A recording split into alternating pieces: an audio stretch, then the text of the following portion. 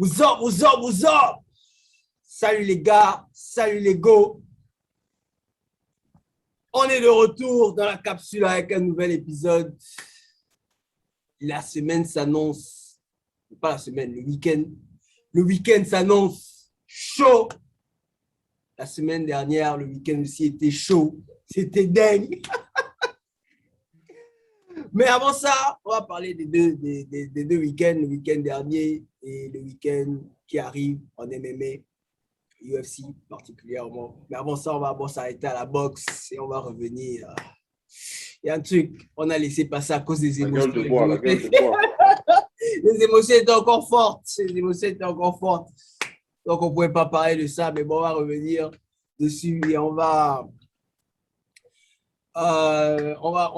passer en revue la trilogie Fury contre Wilder et on va un peu aussi survoler la division heavyweight. Pour le coup, je suis en heavyweight, les gars, Ali Frazier. Je suis en heavyweight, les gars, je suis en heavyweight, Ali Frazier. Donc, c'est ça les thèmes de la capsule cette semaine. On commence, c'est parti les gars.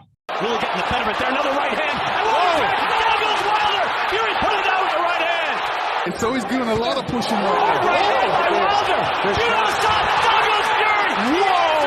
Wilder with the answer! Big right hand from Fury. Wilder's got to get... Down goes Fury again! He's hurt, fellas. Boom! Wow! In the first two fights, Wilder's got to... Right hand by Fury, and down goes Deontay Wilder. Big shot by Tyson. That's it! It's over! Russell Moore waves it off. He's not counting.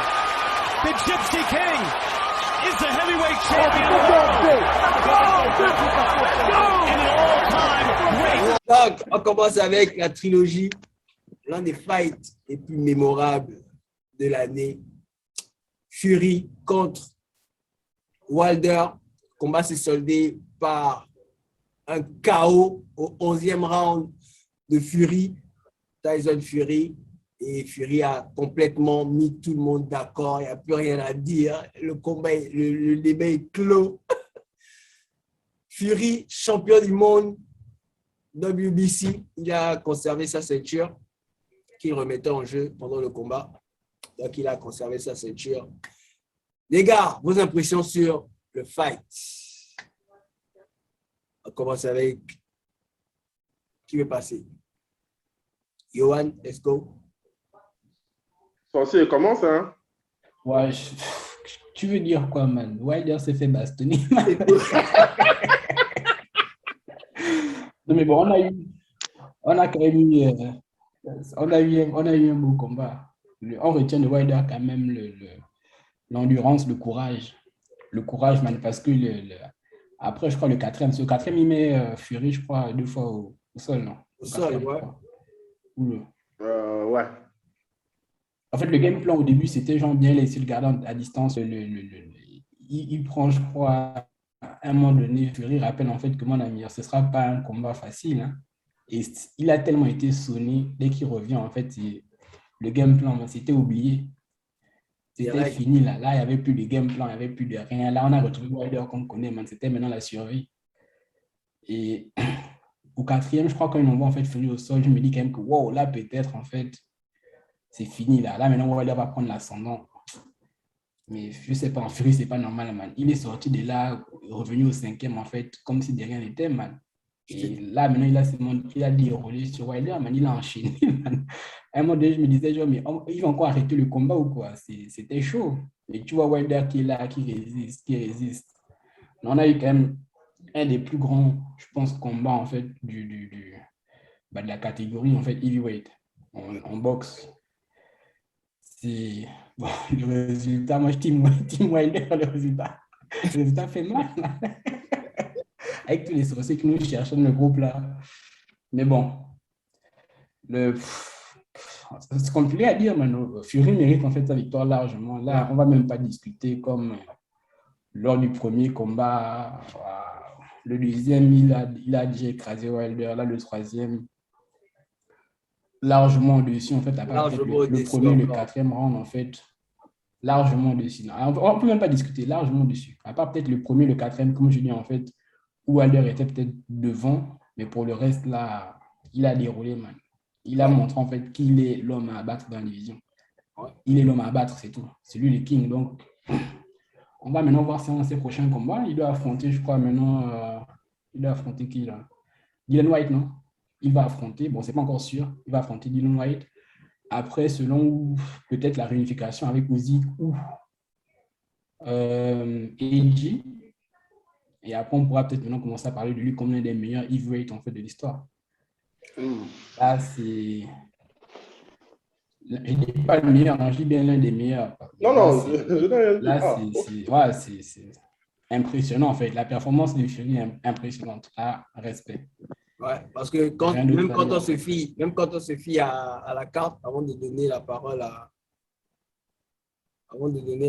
à John, même quand on se fie à la carte, hein, après les 4 premiers rounds, ok, on peut dire c'est 2 rounds partout, mais à partir du 5e round jusqu'à ce que C'est fini. Wilder se prenne le chaos, c'est totalement, hein, d'après les juges, c'est totalement une domination de Fury, une leçon de boxe.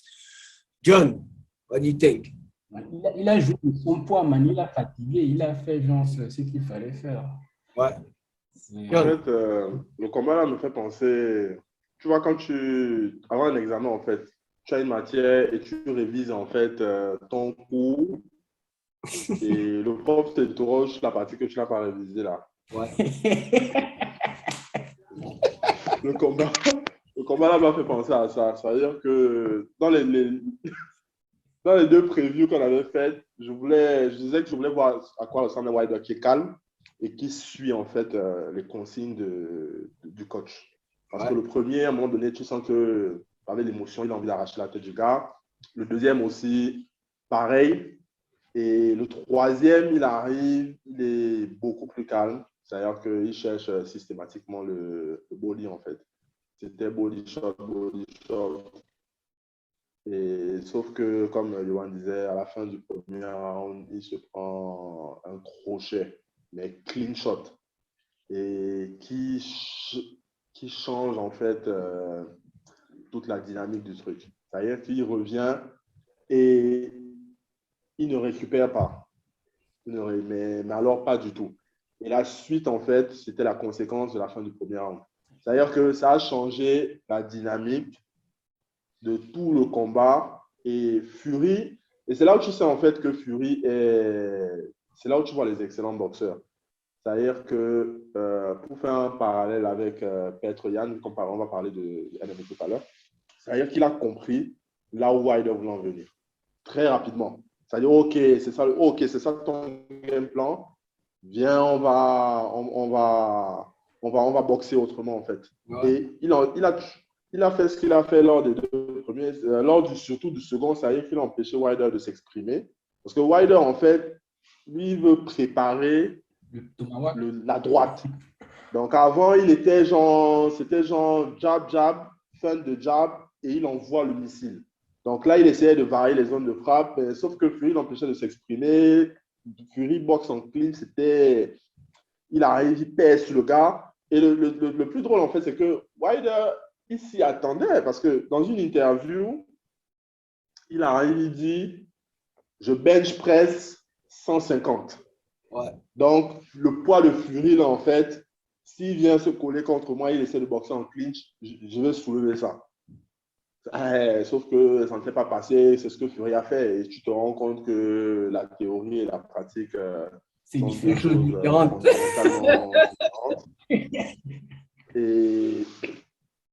Et le 4e round, ce fameux 4e round, qui était où il envoie Fury au tapis à 2 reprises. Vous connaissez combien de boxeurs qui se sont fait envoyer à 2 reprises par Wilder au tapis qui se sont relevés? Qui sont relevés, man. C'est-à-dire que pour moi, il n'a même pas eu clean. Tu vois, c'est ce que la dernière fois qu'on parlait avec le 3e frère Diaz, Rinaldi, il n'a pas eu il n'a pas eu clean, en fait. Ouais. Parce que quand je vois comment il allume le gars, je me dis, non, Wilder, s'il te prend clean, tu dors.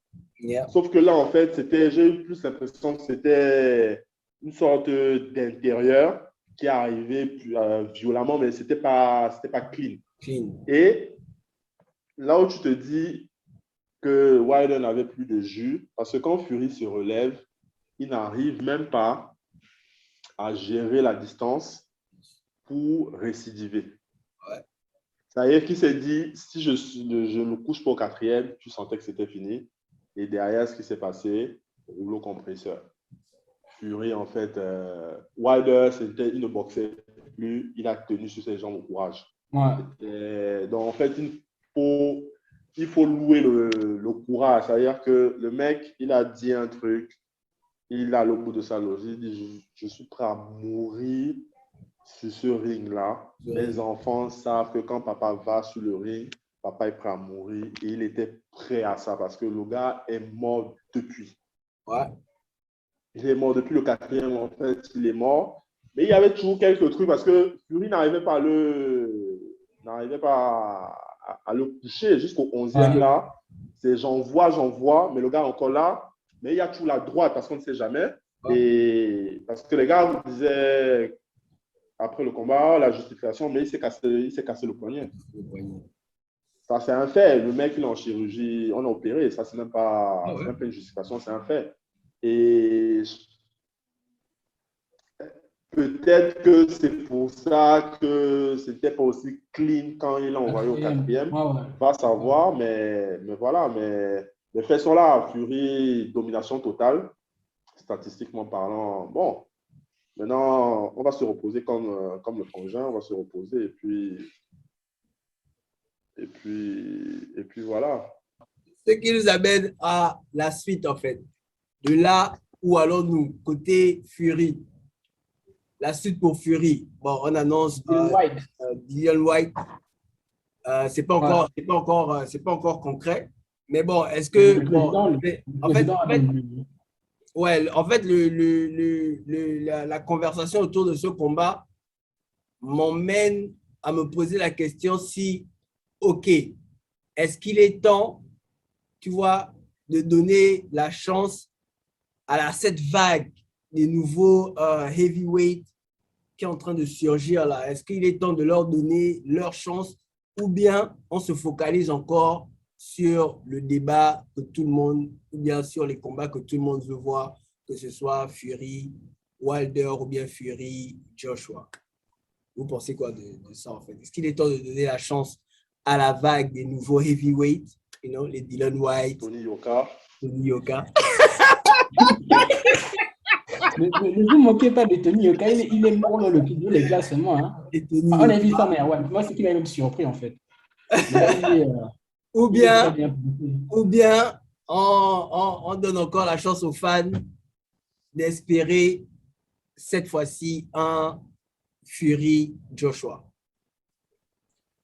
Mais bon, je vais commencer. Hein. Fury et AJ, ça va juste dépendre en fait du combat de AJ contre Usyk en fait en mars, c'est tout. Ouais. Si AJ en fait ne gagne pas là, pouvoir en fait les deux combattre, ce sera compliqué parce que derrière aussi la file d'attente en train d'être longue là, comme tu dis en fait la nouvelle génération, même pas la nouvelle génération, mais en fait il y a des boxeurs en fait qui ont le droit parce que qui font des bonnes performances, qui ont le droit en fait d'avoir leur chance en fait pour le titre. Ouais. Donc si on va dire que AJ ne gagne pas contre Usyk, la probabilité d'abord que je pense soit on aura Usyk contre Fury, s'il gagne contre aussi Dillian Whyte parce qu'il va aussi l'affronter. On va dire la probabilité qu'il affronte en fait est de 99%.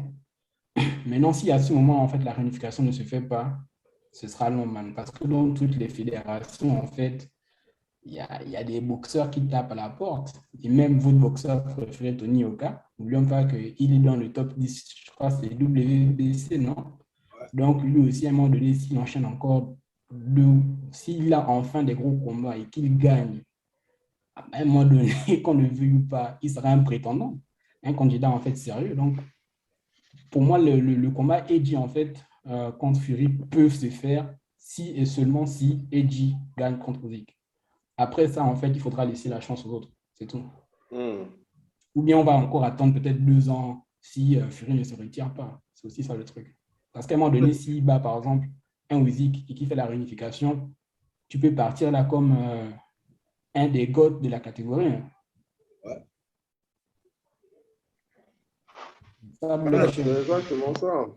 C'est-à-dire que le truc, c'est que toutes les ceintures, 2 personnes détiennent toutes les ceintures. Tu vois, les ceintures ne sont pas éparpillées. Donc, à un moment donné, il va falloir que quelqu'un récupère ces ceintures et c'est celui qui possède les ceintures, en fait, qui, entre guillemets, qui dicte le tempo. Parce que là, Fury, il a... WBC. il ne fait pas le combat, la réunification. Tu dois affronter le numéro 2 WBC. Ouais. Ton challenger automatiquement. Donc, il faut attendre ce que... Parce que, bon, Joshua allait être très énervé dans les interviews. Il veut la guerre. Il dit là, tu dois récupérer ces Joshua choses. dit le sang. Joshua dit veut le sang.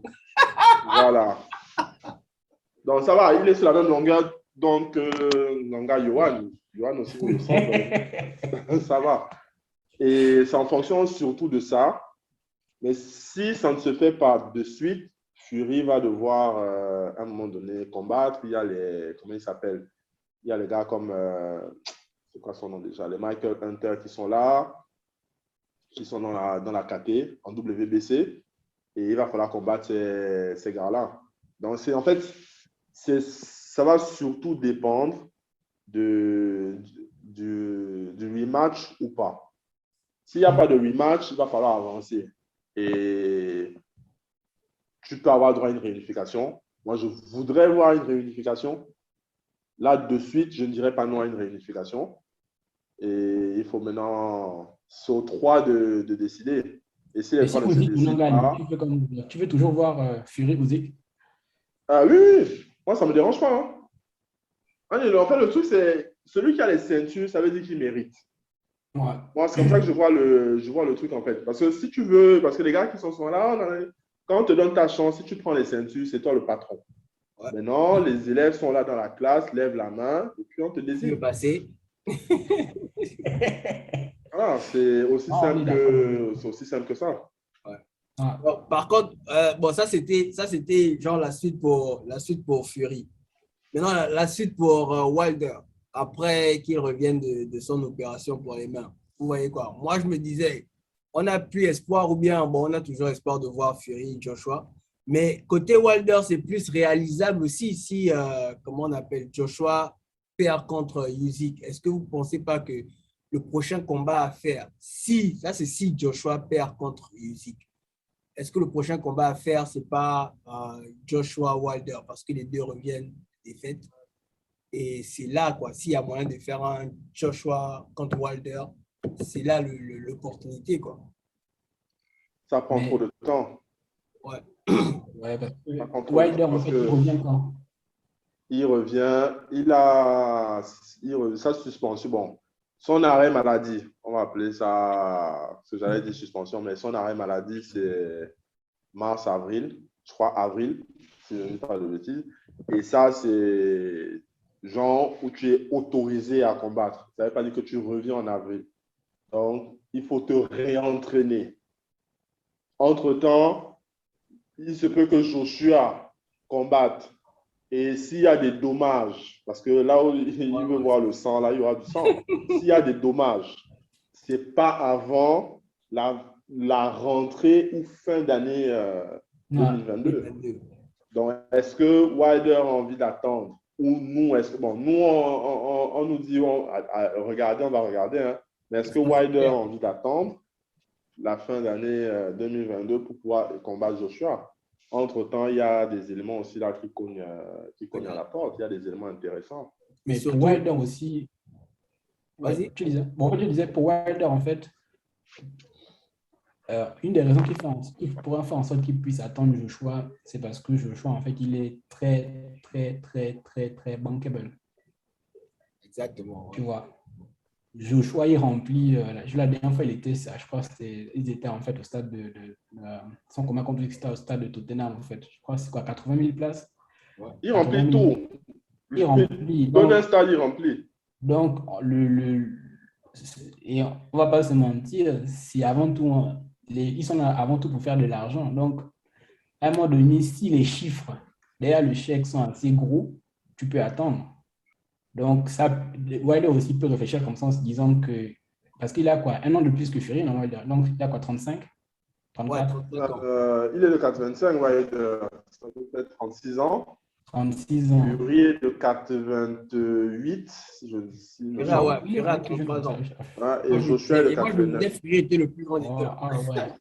Ouais, donc pour Wilder, en fait, 36, bon, il peut toujours combattre encore 4 ans, hein, c'est rien ça en fait. Mais des gros chèques, en fait, en ce moment, pour lui, c'est l'idéal en fait.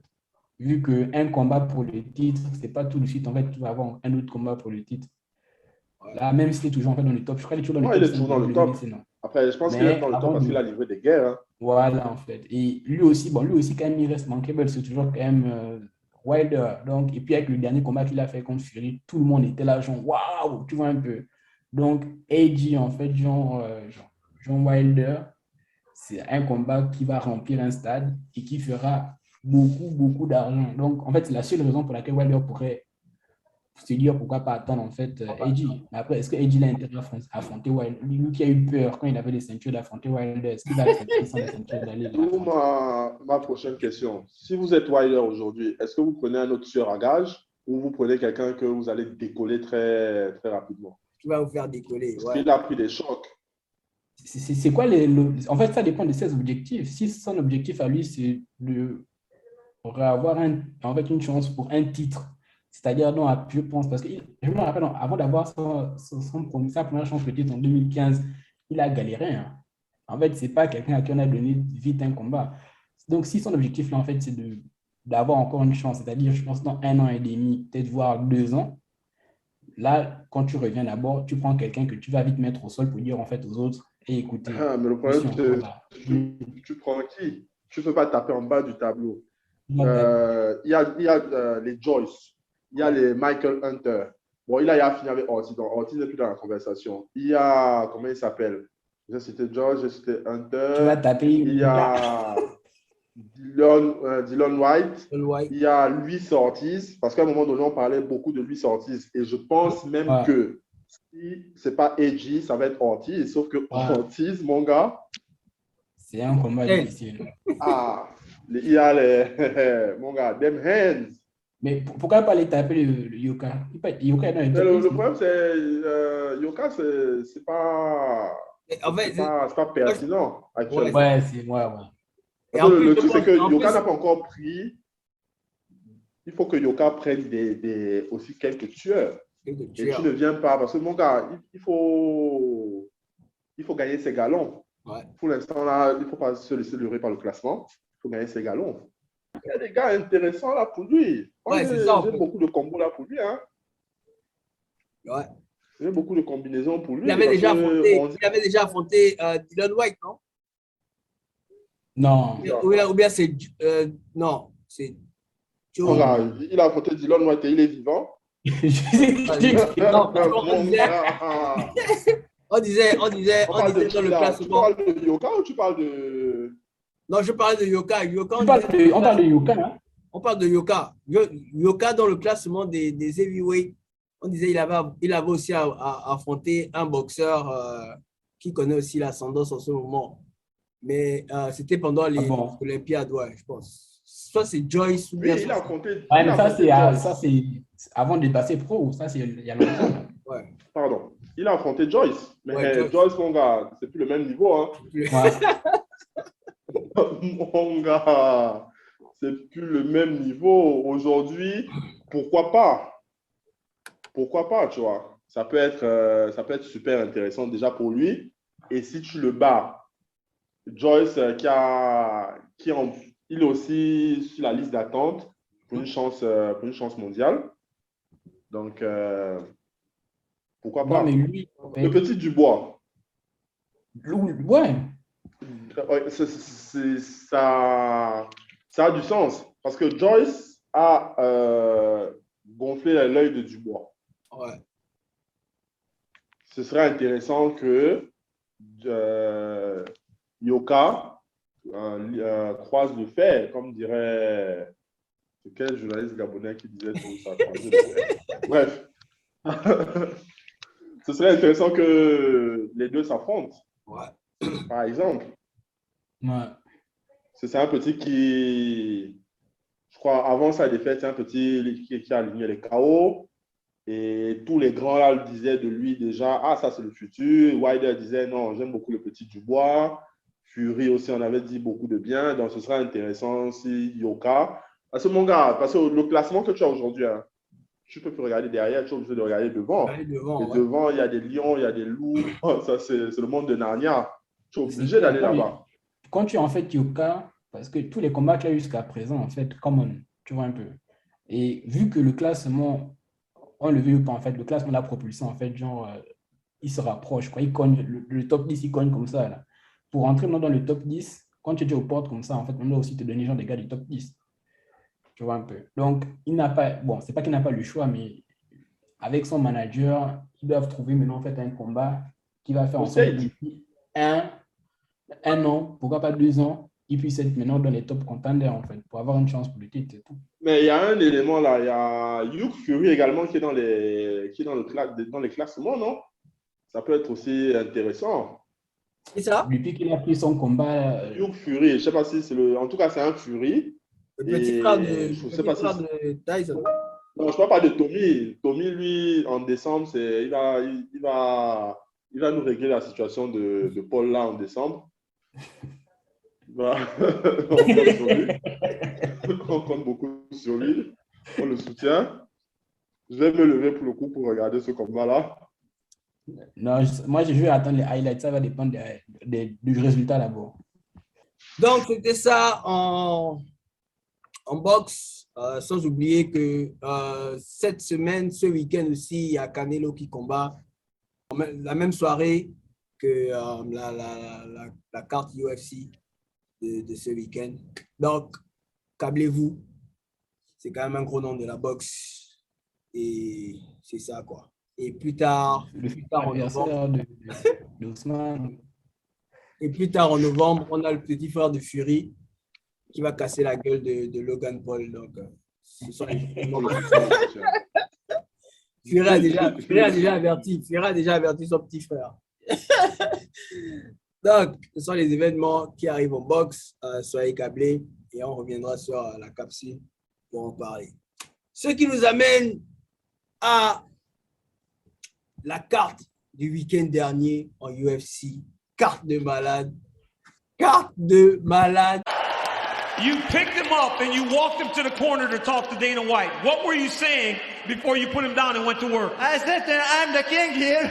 I was there a long time. I'm going to come for everybody. I kill everybody. You believe me now? I told you I'm going to kill him. That I did. He slipped, bro. Let's take a look at some of your work. You took his back. You had the rear choke in. You switched sides. And it was only, look, here he is. Look at this. Well, you know that. The back, there were no final questions from you, Blue. There was no final question from you, Red. If you want to touch gloves, do it now. Come out ready to fight. Well, if you're feeling anxious, fight fans, probably not alone. The best of butterflies, one of the bigger fights. Minutes, 2 seconds, round number 2, submission by rear naked choke for your winner and new light heavyweight champion of the world, Glover Teixeira! On avait en main event le title pour les light heavyweight. On avait Jan Blachowicz qui défendait son titre contre Glover Teixeira. En co-main event, on avait le combat entre Peter Yan et Corey Sandhagen pour le titre intérim. On avait aussi le retour de Chimaev. On avait aussi Islam Makhachev qui combattait dans la même carte. Merde! Carte de malade, les gars, carte de malade. On commence par le bas du tableau d'abord. On commence avec le retour du Wolf Kimayas, Kamzat, Shmas everybody. Jones, balance, lance les débats. En fait, that was a statement. Tu vois, quand on dit quelqu'un est venu, en fait, il a dit Excalibur est là. Et moi, je vais arracher Excalibur. En fait, le truc, c'est pourquoi on rappelle déjà le contexte, parce que c'est même pas qu'on est impressionné pour être impressionné, c'est que dans le contexte, c'est quelqu'un qui est arrivé, qui est avec ce combat, il est à 4-0 à l'UFC et 9-0 en carrière. Mais c'est quelqu'un, en fait,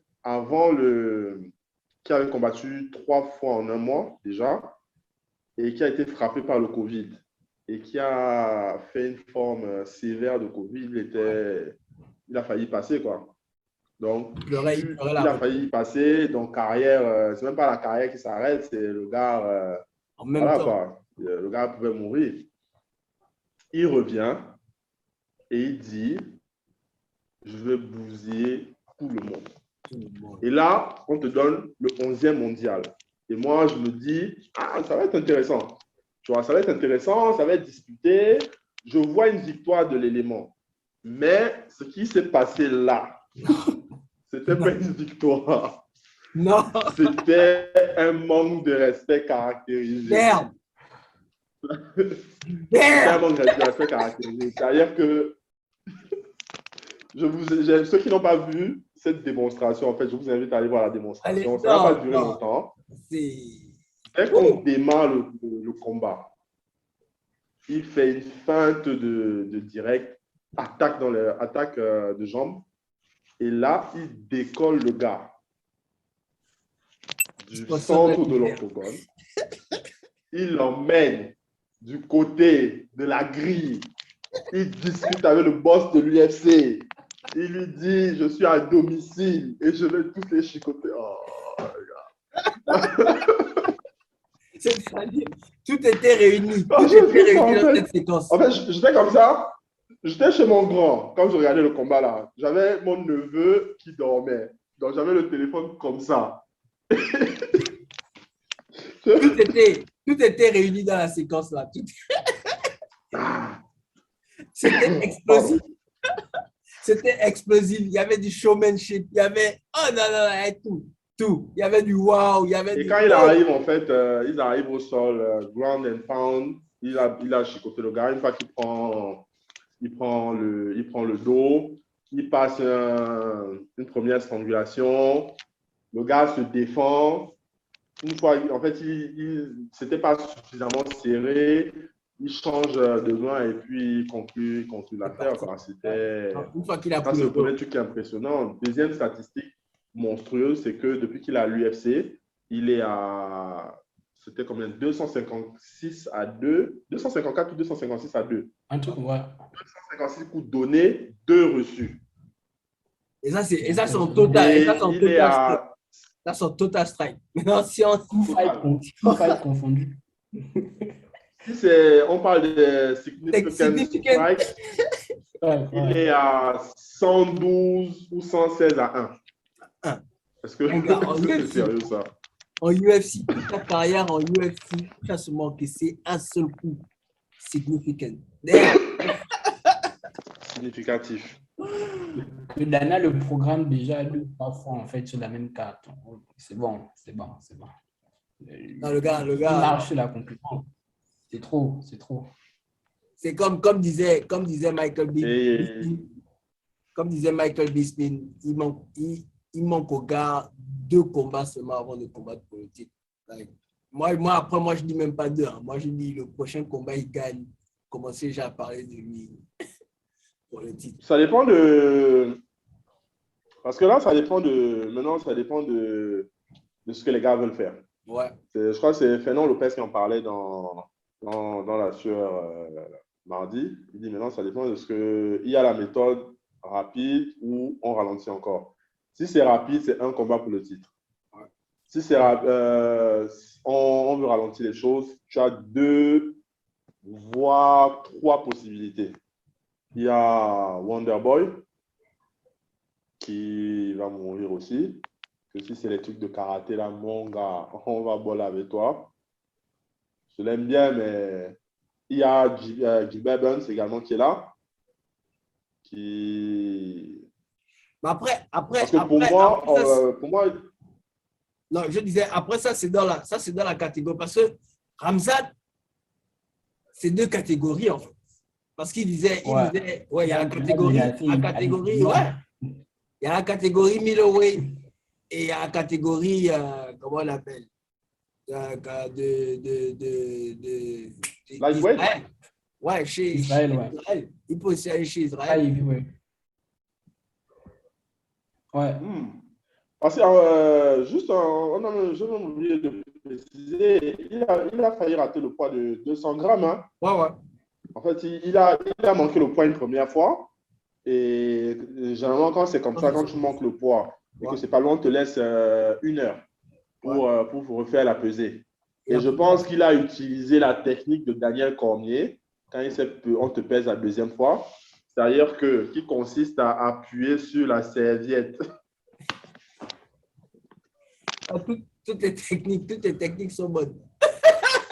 Allez, quand on met la serviette comme ça, là, tu vois, tu insistes sur la serviette, comme ça, Ça enlève le... Ouais.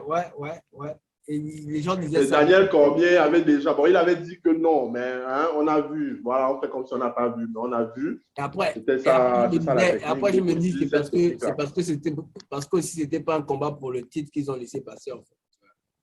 Après, pour moi, voilà, pour si peu, en fait, il y a R, tu vois. Ouais, ils ont fait combattre Costa, ils ont fait combattre Diaz la dernière fois que les gars avaient fait du catchweight. Donc, c'est pas pour ça qu'on aurait arrêté le combat. Donc, c'est ce que je disais. Ouais, il a 2 catégories dans lesquelles il peut compétir. Lui-même, il faisait... Mais vous voyez qui l'embêtait.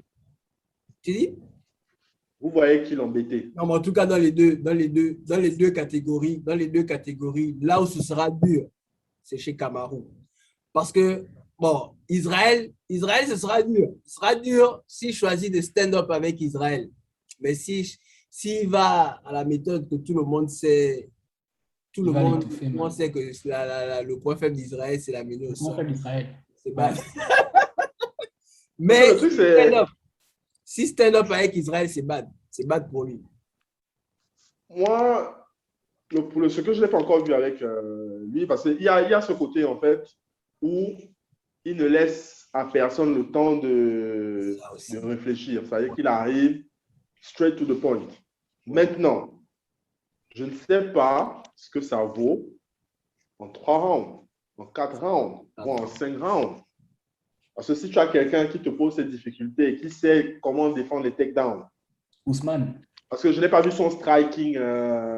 Bon, il a mis KO, je ne sais pas. Bon, je n'arrive pas à bien prononcer le nom de l'élément là. Gérald Mercier.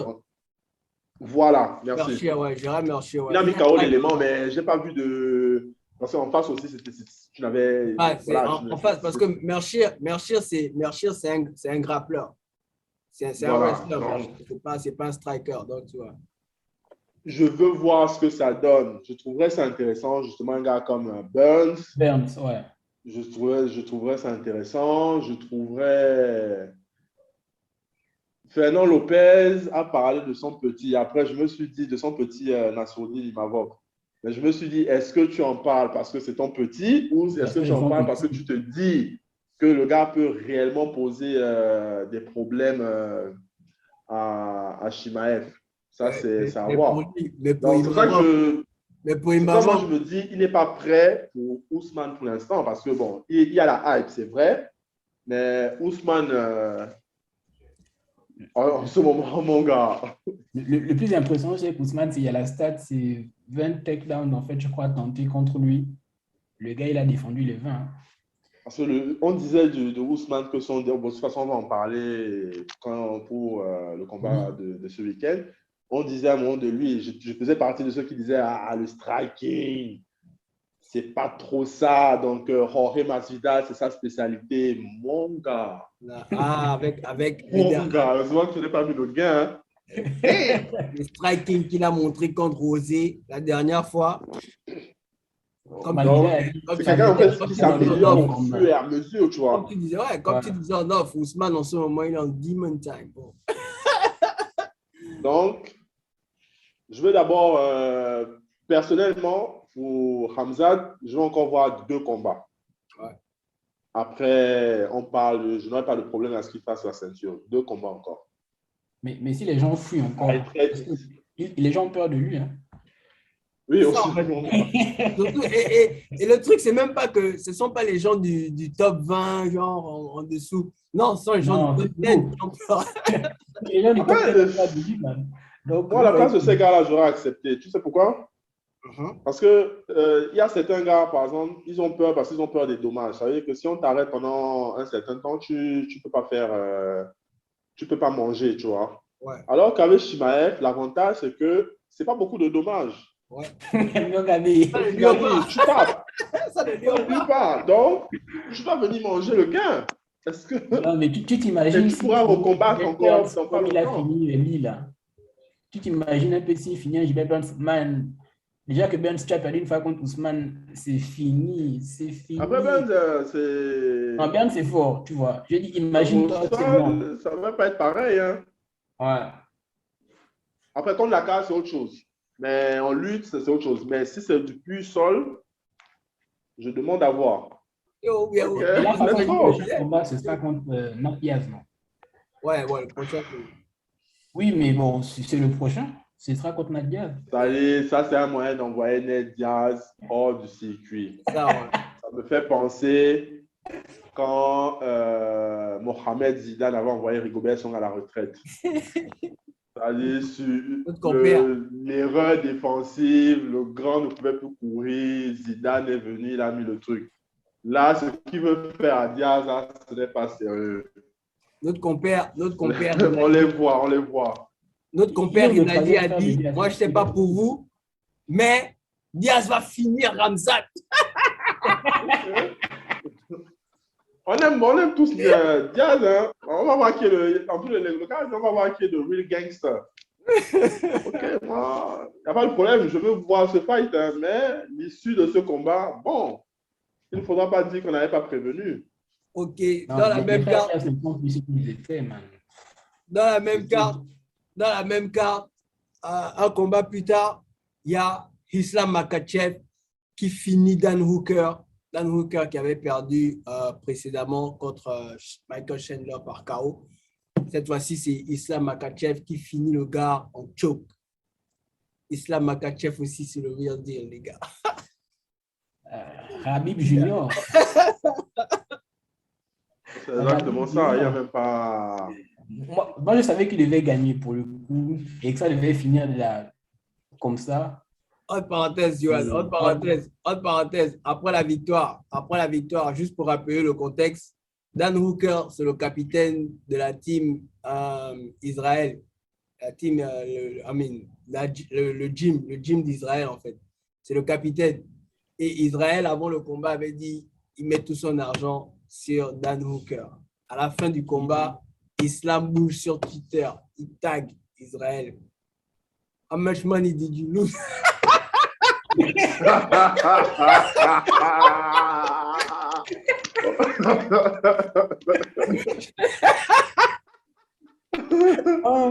crois c'est parce qu'on n'est pas fait de capsule. Mais je pense que pour ce combat-là, je pense qu'on aurait quand même été tous unanimes que Islam devait le. Non, ça c'était. Non, mais ça c'était. Après, moi, comme je dis, quand on commentait sur Messenger, là, je dis, où est venu manger son gain? Est-ce que c'est un problème? Moi, je n'ai pas de problème avec les gars qui viennent manger leur gain. Il est venu, ça n'a pas duré. Il a fait le frustré, nanani, nanana, là. Je dis, tu prends un takedown. Bon, c'était bien fait. Mais quand même, un peu plus de hype pour défendre le truc. Et moi, ce qui m'a divisé, c'est qu'il a demandé 5 rounds avant. En mode, viens, on fait ça 5 rounds. Il voulait faire quoi? Le combat n'a même pas duré 2 rounds. Il voulait, ça veut dire qu'il est arrivé. On lui a passé, on a même failli lui pas casser le cou. On lui a passé une espèce de Kimura. Ouais. C'était plus un... Non, c'était même plus un doublé Garami. Ouais. On lui a passé ça comme ça. On a fallu arracher le... Mais moi, à un moment donné, je pensais même, ouais, moi, à un moment donné, je pensais que Machin prenait le bras. C'est dingue. Ah, il a joué avec lui, man. Non, mais là, c'est vraiment... Maintenant, vous pensez quoi de ce que Makhachev, en fait, il a dit à la fin du combat? On doit lui donner maintenant aussi sa chance pour le titre. Exactement. Il doit encore avoir un combat. Pour rappeler le titre se joue entre Poirier et Oliveira le 11 décembre. Oliveira. Est-ce que Islam prend le gagnant ou bien... La communication même de ce gars-là. C'est ça le truc, c'est ce qui me dingue. C'est que lui-même, il gère tout. Même dans la manière de communiquer, est-ce que vous vous rappelez quand Khabib call out McGregor? Et prenez quand il call out McGregor en mode, ce que je fais, c'est pas du trash talk, mais I want to fight your chicken. Oh, shoot. Et, et vous prenez ce que Makhachev, l'interview post-fight et tout, il est là en mode, bon, j'ai pas envie de beaucoup toli, mais il est temps maintenant que je prenne la tête de la division. Il a dit le titre en lightweight a trop duré hors de la maison. Il faut que ça revienne. Camille est parti, le titre a trop duré hors de la maison. Il faut ramener le titre à la maison. Ça va être chaud hein, pour aller chercher. On va voir ce que ça va donner en décembre entre les deux, mais Oliveira, c'est costaud. Hein. C'est très costaud. Oliveira, c'est... Au sol, c'est très solide. Sol pur, c'est très, très solide. C'est quelqu'un qui passe, Rappelez-vous ce qu'il a fait à Tony Ferguson. Ouais. Ce que personne ne fait à Tony Ferguson. Personne ne fait ça. Il a fallu lui arracher aussi le bras.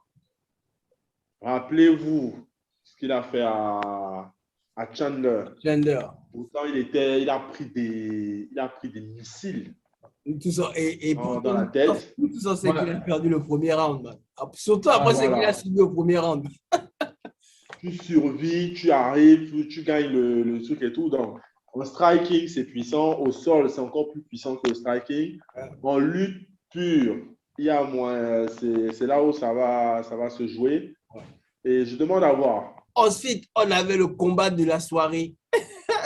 Peter Yan contre Corey Sandhagen. Bon, ça, c'est hands down. Le combat de la soirée, combat de la carte, c'est ça, quoi. Les gars.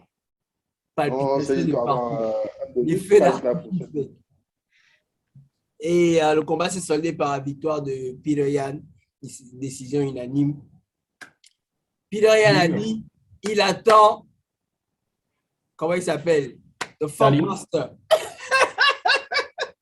C'est tout. Peter Yan a dit, de toutes les façons, le titre est avec moi maintenant. Il a le titre intérim. Il a ses points pour les pay-per-view. Il attend Corey Sandhagen. Et dans l'interview avec Ariel Helwani, il a dit, il pense même que, Corey Sandhagen, le Funk Master, il a dit, il pense même que le Funk Master va encore duck. J'arrive encore esquiver le combat. Moi, si je suis à la place d'Aljamain Sterling, je vais voir le médecin. Je lui dis, type, regarde, hein, c'est une longue histoire là. Sterling, vous avez le titre de Sterling à la fin du combat, non?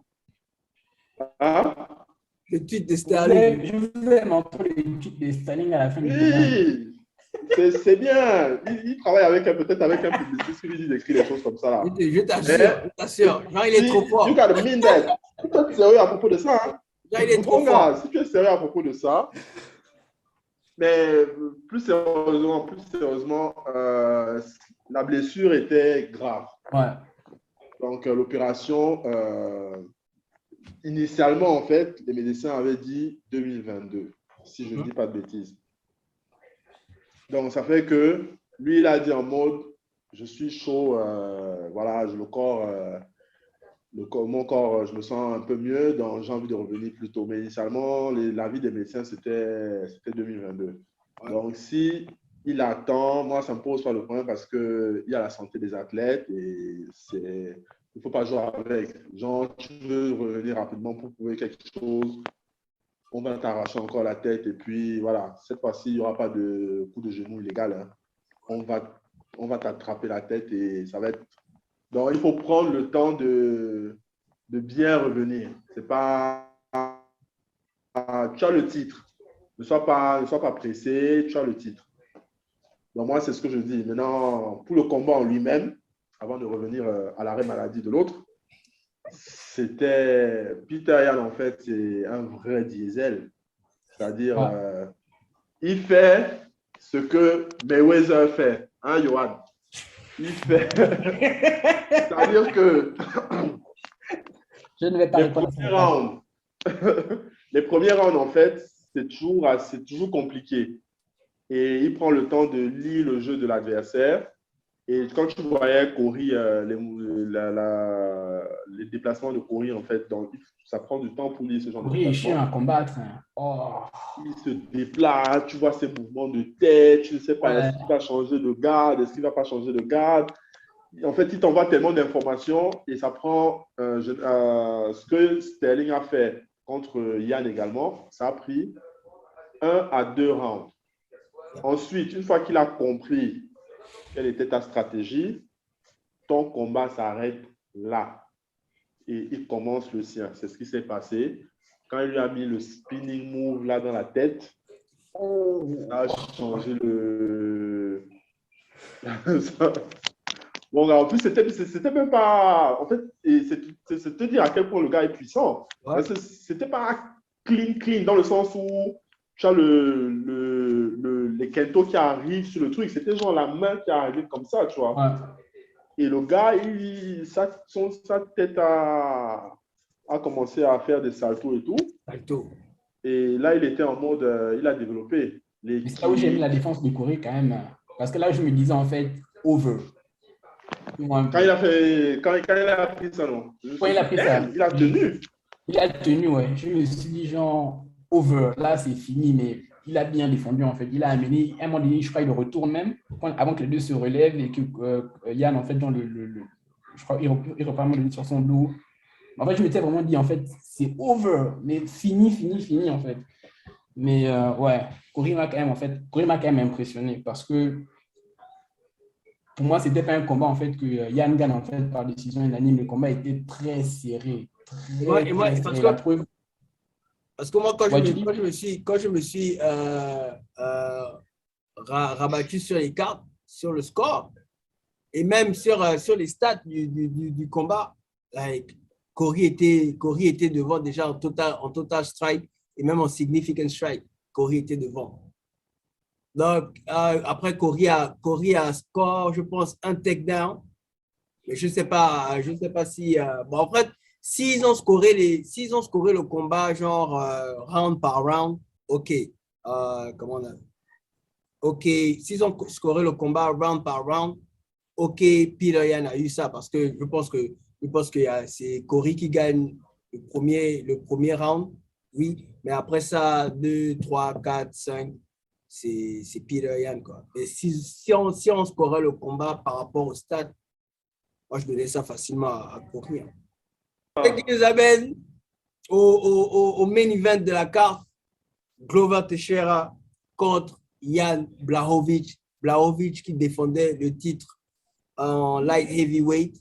Combat s'est soldé par choke, victoire sur choke de Rennie Choke de Glover Teixeira. Glover Teixeira est le nouveau champion de la division.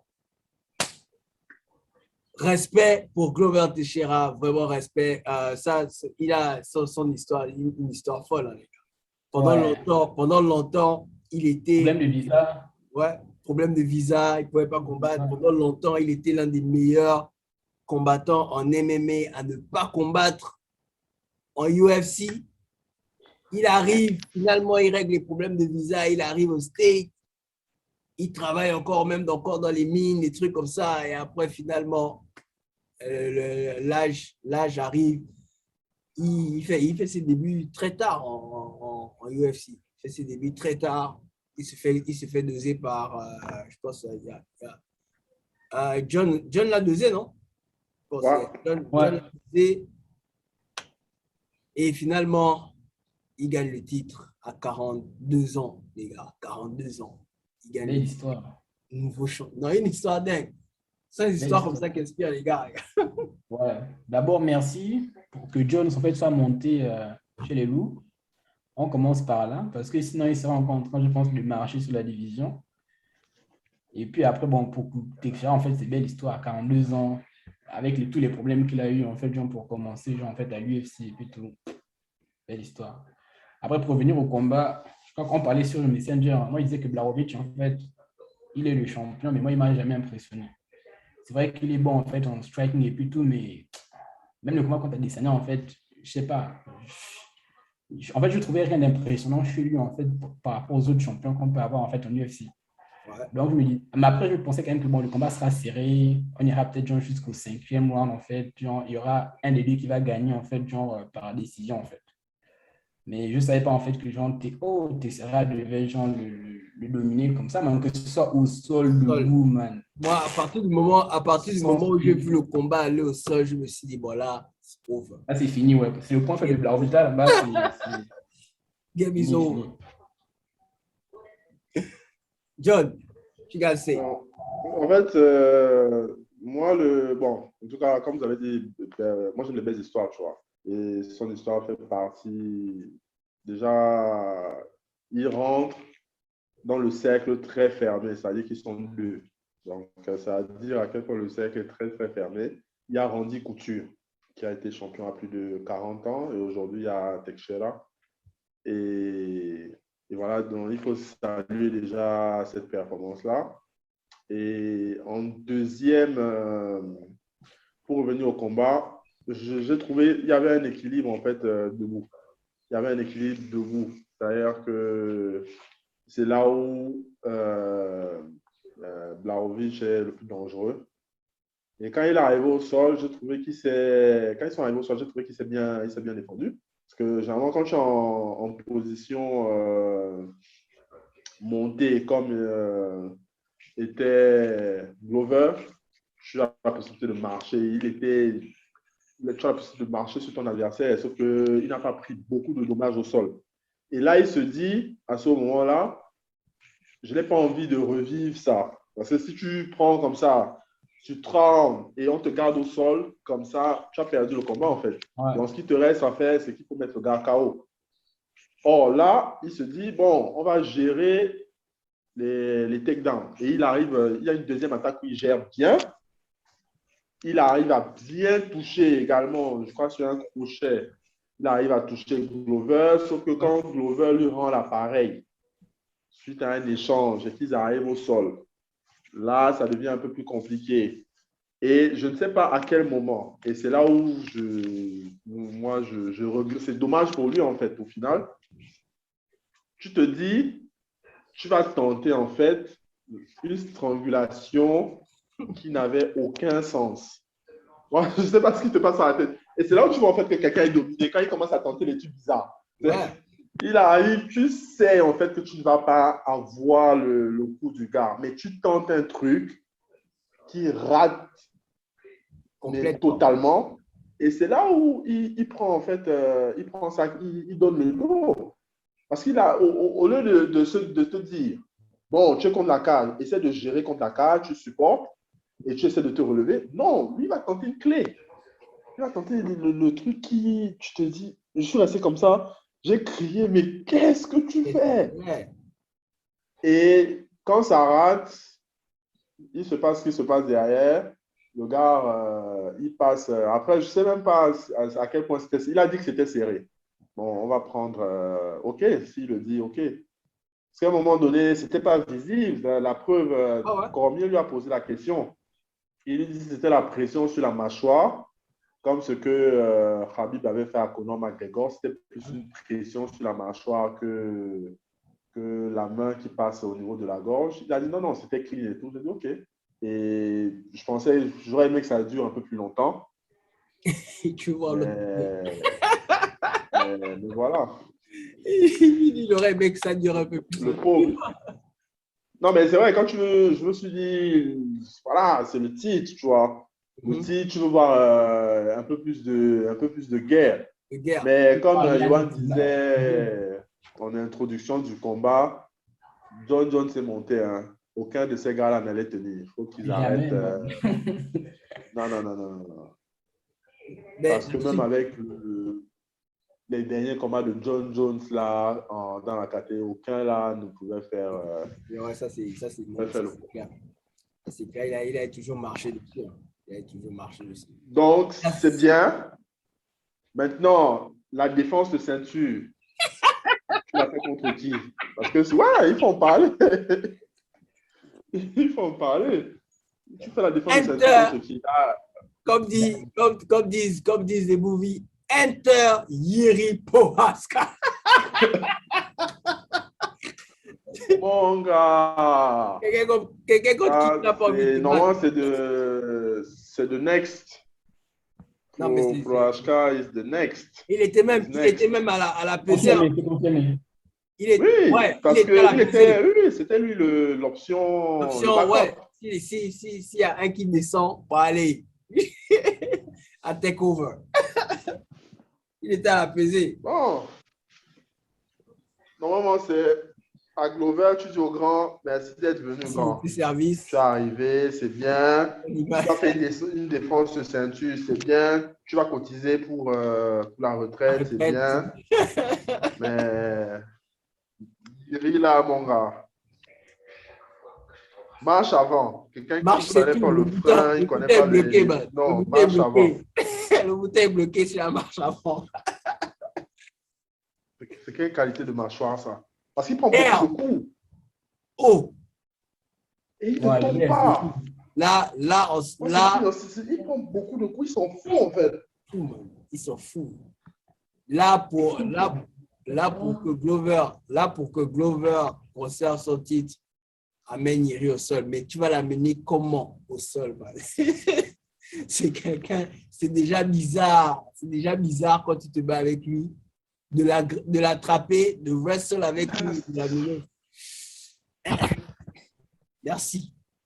Et en tout cas, ça devrait être intéressant. Donc, on sait déjà qui sera le prochain. Moi, je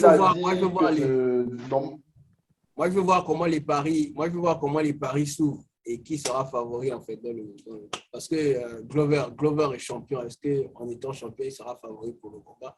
S'il est favori pour le combat, je double la mise.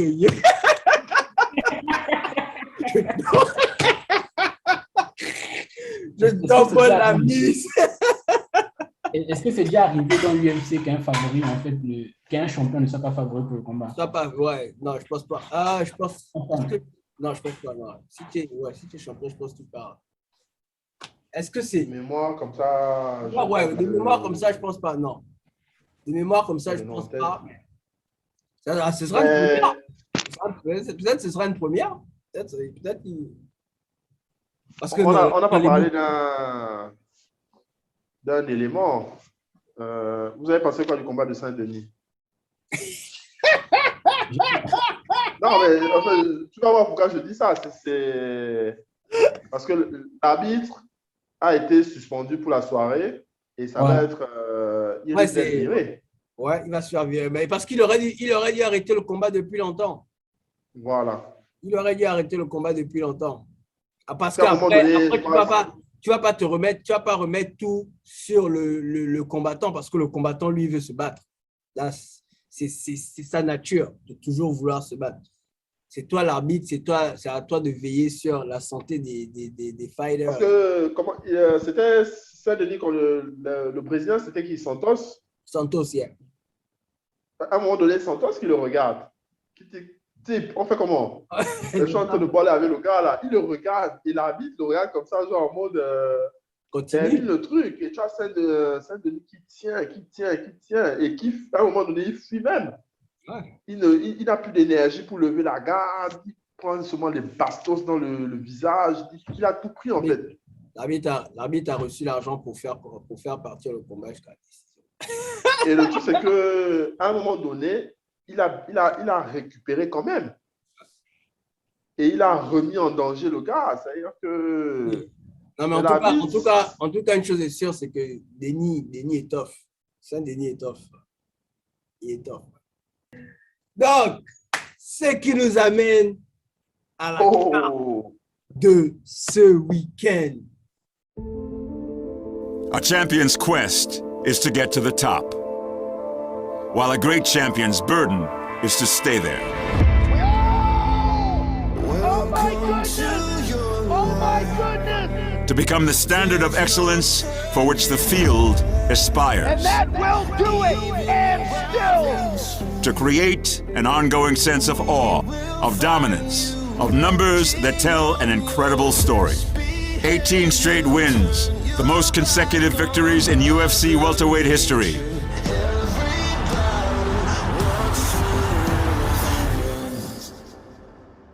Four title defenses.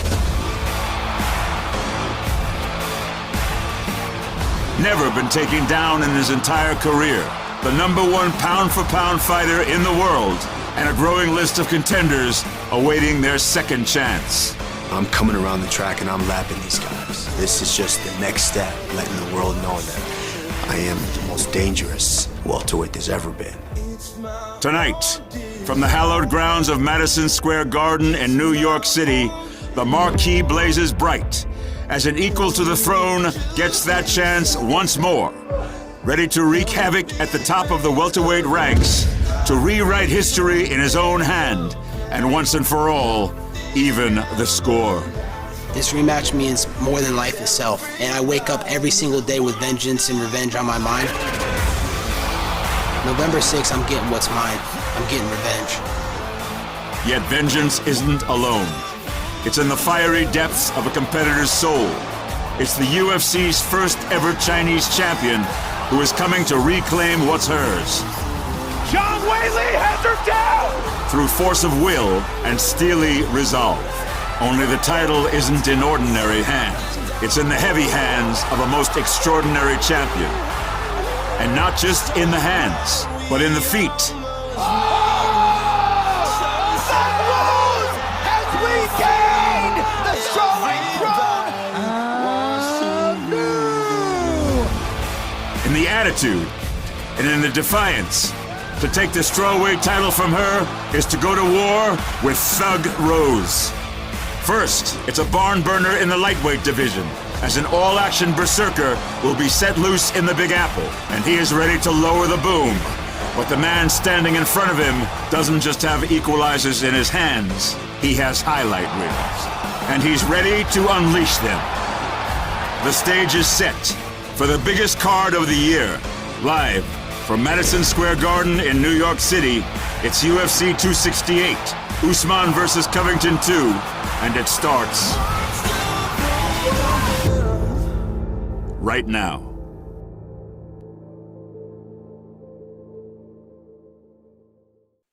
UFC 268 à New York, New York. Kamaru Usman en main event défend son titre contre Colby Covington 2. Donc, en co-main event, on a go de l'autre, Thug Rose. Contre la go de l'autre, Wei Zhangli. Je vais bastonner pas de Paris bientôt. Moi, je vous dis ça déjà. Si je n'arrive pas à le bastonner, il aura le 15. Moi, je vous dis ça déjà. Dans la même carte, on a aussi Justin Gaethje contre Michael Chandler. Carte de malade, on a aussi Nassourdine Imavov qui va combattre aussi. John en parlait tout à l'heure. Nassourdine va combattre contre Edman Shahbazyan. Combat dur. On va voir comment Nassourdine se comporte contre les wrestlers. Il y a Shane Burgos. Shane Burgos aussi. Tarantillo. Quentin Tarantillo. J'aime bien le gars là, par contre. Tarantillo. On a aussi les débuts On a aussi le début de Alex Pereira, le seul combattant à avoir tapé 2 fois, mais ça c'est en kickboxing seulement, avoir tapé 2 fois Israël Adesanya, donc une fois la massier par KO, man. Il fait aussi ses débuts dans la même carte, une carte de malade, je ne vous fais pas dire. On commence avec les analyses de la carte main event. Les gars, on commence par quel combat? Les go d'abord, on doit régler. Oui. Voilà, let's go! There we go! Les go, on a Thug Rose contre Zhang Weili, le retour. Le premier combat, c'était soldé par une victoire par KO au premier. Victoire par KO au premier round de Thug Rose Namajunas. Le second Thug Rose part favori pour le combat et Zhang Weili est le underdog. Donc, si vous croyez à Zhang Weili, vous pouvez placer votre dos et vous en sortir avec. Les 5 € que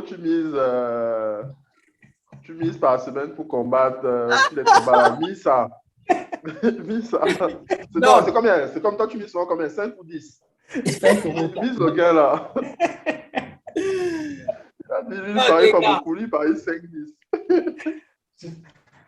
Accident de parcours, le premier combat. Le combat s'est arrêté trop vite. Trop vite. Regardez-moi l'autre là-bas. Là. Il n'y a pas beaucoup à analyser, mais on est vite parti dormir. Le coup est passé, c'est comme le clé à man. Et c'est mon tombé là. Beaucoup de gens disent que le combat s'est arrêté un peu trop vite, mais bon, après, elle était sonnée, les gars. Elle ne voyait plus. C'était fini. Est-ce que vous avez regardé l'analyse? Parce que comme ça n'a pas duré, donc l'analyse tactique n'a pas duré non plus, mais est-ce que vous avez regardé l'analyse tactique? Il y a, comment il s'appelle? Dominique Cruz.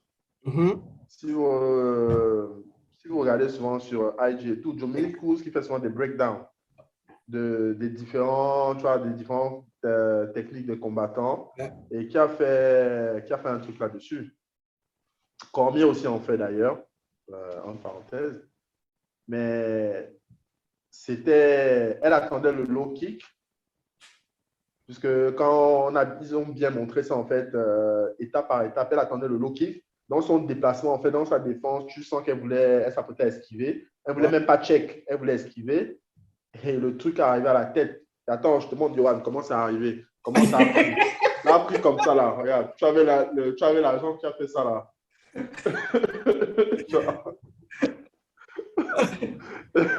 Mon gars, ça a pris clean.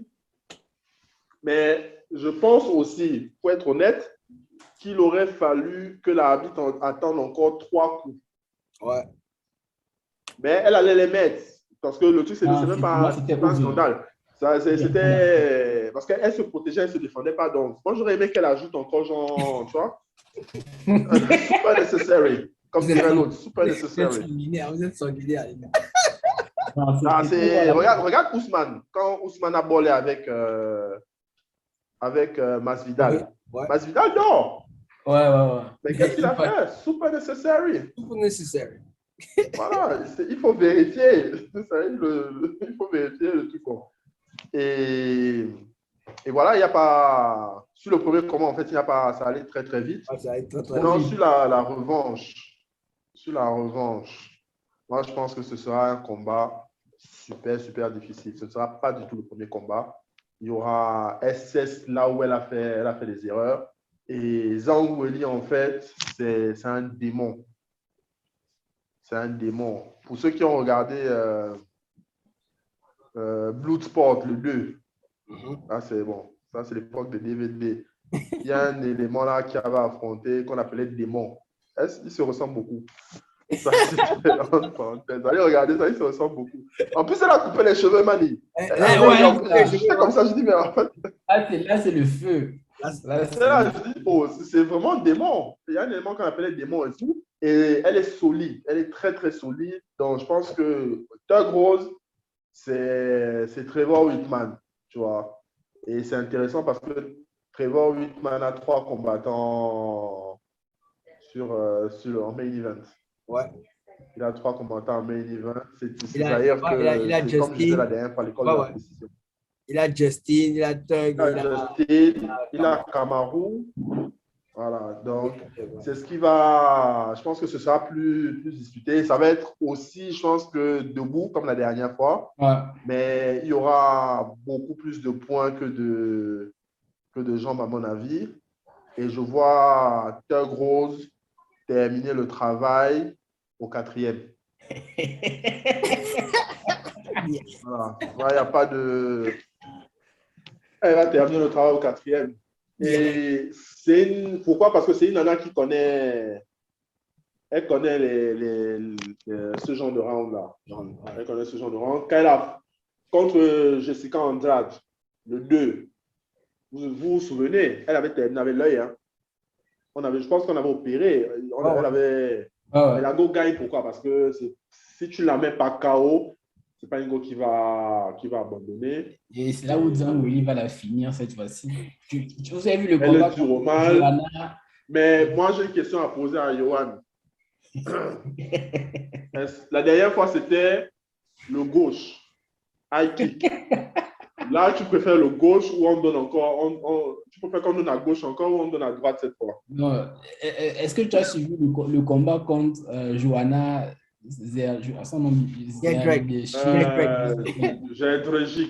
Jędrzejczyk. Là.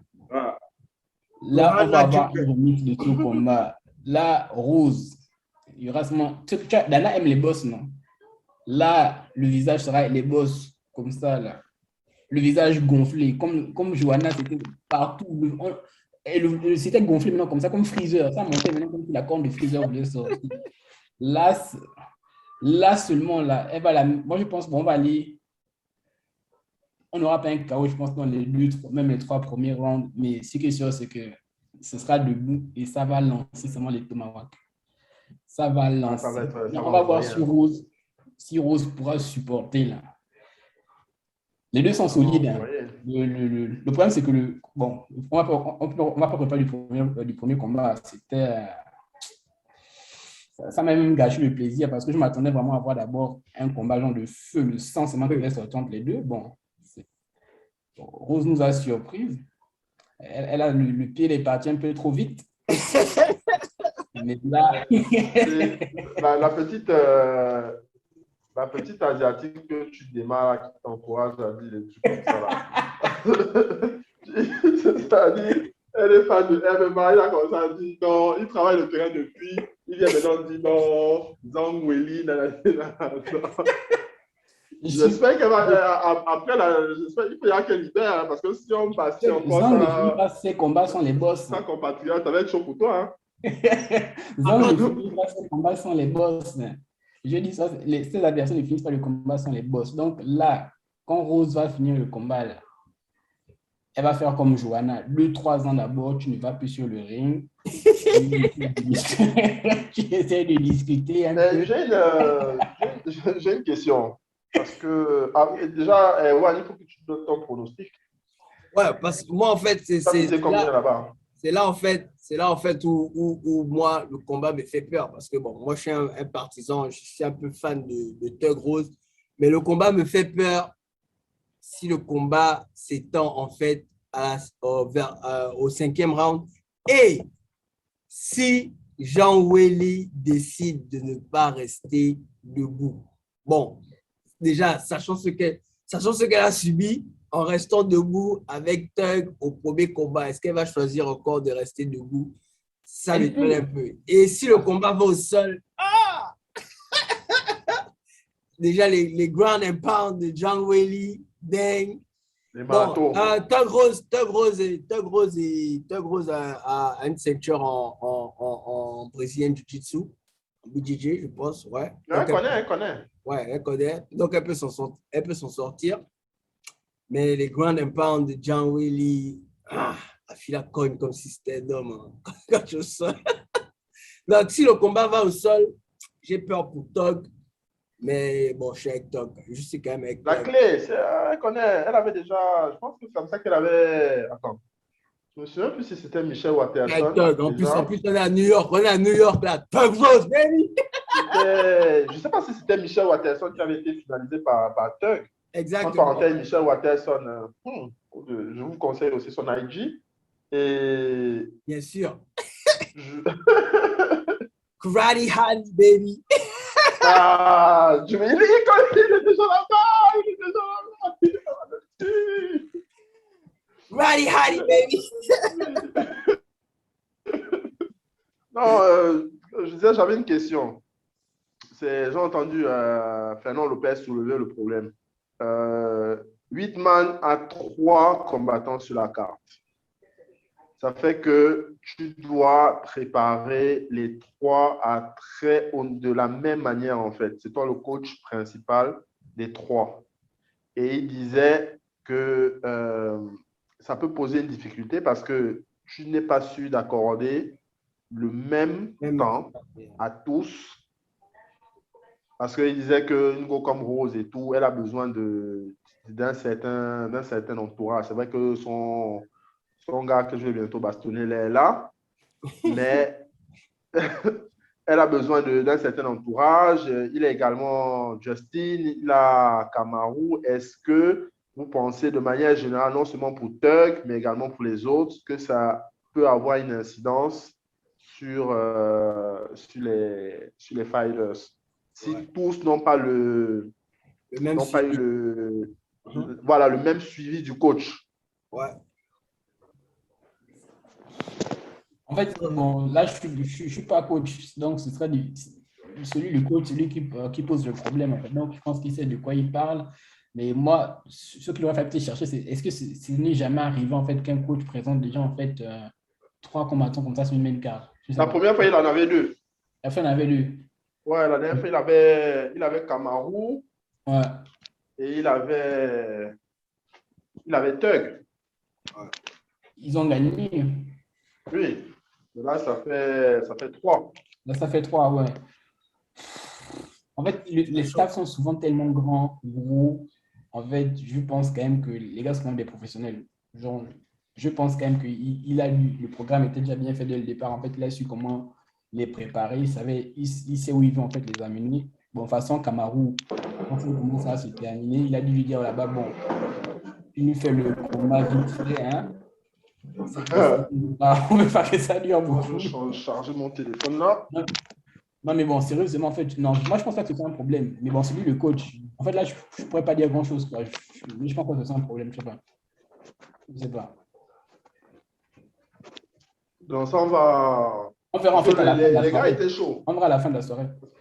Ouais, ils étaient chauds. Parce quand on a posé la question à Kamaru, il dit, la dernière fois, Justin était dans les gradins et on se disait qu'on voulait qu'il combatte également, tu vois. Donc, je pense qu'au niveau des fighters, je pense qu'ils sont chauds. Ouais. Au niveau de la préparation et tout, on va voir ce que ça donne.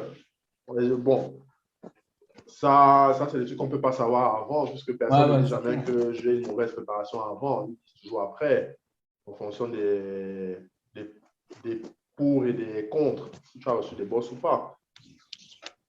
Donc, on va voir. On verra. Donc, mais quatrième, hein? Quatrième. Donc, pour pronostic, au quatrième. Moi, c'est Thug Rose par décision quand même. Moi, je pense pas que les gens au quatrième aussi. Nous ne devons pas pour le quatrième. Non, moi, le combat va jusqu'à la distance. Thug Rose, il y a victoire par décision unanime.